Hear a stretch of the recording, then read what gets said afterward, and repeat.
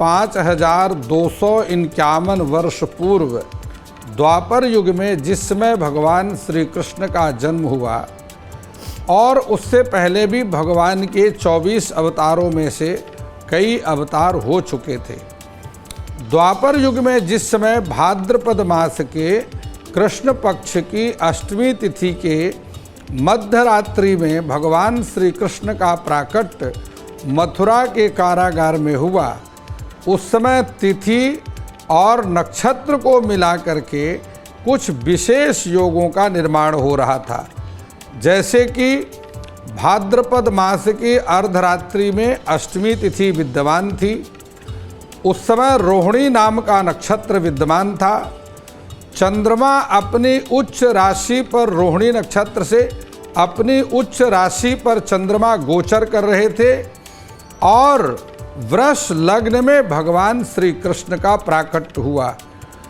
जिस समय अष्टमी तिथि में रोहिणी नक्षत्र का योग बनता है उसको जयंती योग कहते हैं।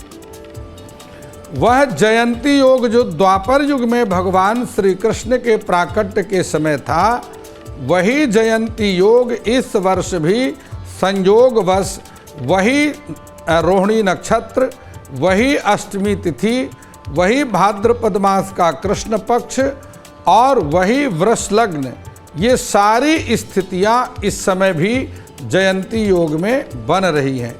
अर्थात आप ये कह सकते हैं कि जो भगवान श्री कृष्ण के द्वापर युग में जन्म के समय 4 शुभ योग थे, वह योग इस वर्ष भी कई वर्षों के बाद बन रहे हैं।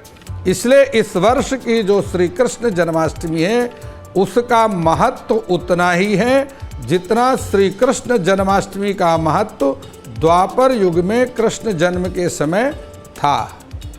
और एक बात को हमेशा याद रखें, तिथि हमेशा एक ही होती है लेकिन वह 2 दिन तक चल सकती है। कारण ये है कि एक तिथि का जो मान है वह 19 घंटे से लेकर के 26-27 घंटे तक होता है।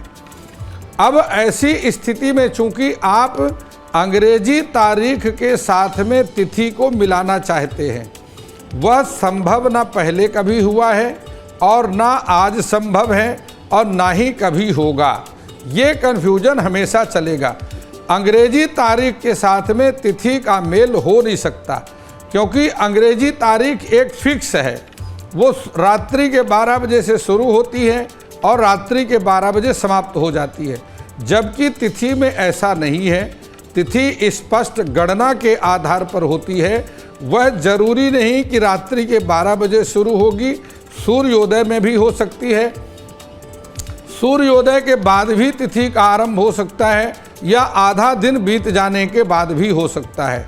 इसलिए सबसे पहली बात तो यह है कि वो आप जो दिन के साथ में अंग्रेजी तारीख के साथ में पंचांग की तिथि को मिलाने का प्रयास करते हैं, आजकल के जो आधुनिक विद्वान हैं वह स्वयं कन्फ्यूज हैं, उनको शास्त्र की तिथि स्पष्ट करने का कोई ज्ञान नहीं है। इसलिए वो स्वयं कन्फ्यूज होते हैं, दूसरे को भी कन्फ्यूज करते हैं और उनका कन्फ्यूजन दूर हो भी नहीं सकता है क्योंकि तिथि की गणना को विद्वान लोग ही जानते हैं और विद्वानों के मन में तिथि और डेट को लेकर कोई कन्फ्यूजन नहीं होता है।